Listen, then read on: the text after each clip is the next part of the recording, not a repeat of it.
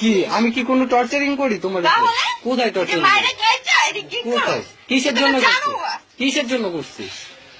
হ্যাঁ বলো যে কোন বলো কোরআন শরীফ ছেড়ে বলো যে কোন ছেলের সাথে তুমি হাঁটতে যাও নাই, ঘুরতে যাও নাই, বলো দেখা করো নাই।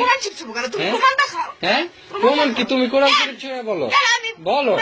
দেখ যা শোনো, যার বুকে সত্যতা আছে সে সবকিছুই মনে করে। আমি বলিনি, আমি বলিনি, আমি বলি নাই, কিন্তু জানো নাই বিয়ের আগে? তুমি বিয়ের আগে কাজী অফিসে জানো নাই সেটা বলো। হ্যাঁ যাই না চলে যাও নাই, পরে আবার আসছিলা কেন? আমি কি তোমার ফোন দিয়ে আনছিলাম নাকি তুমি ফোন দিয়ে আনিস? আমারে প্রতিশোধ দিতে আসছি। তাই এখন তো তোমার ফ্যামিলি তোমাকে অ্যাকসেপ্ট করবে না। আমার দুনিয়ার কেউ লাগবে না। তাহলে আমি নাই মরবো না, বাস একটা ফোন।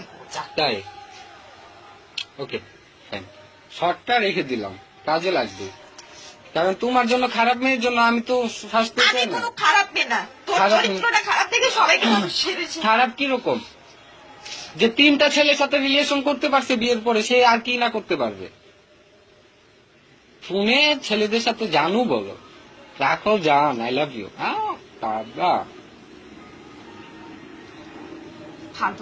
ফালতু কথা কি? কোরআন শরীফ ছুঁয়ে বলো যে জানু বলো নাই, যে জানু বলো নাই কোন ছেলেরে।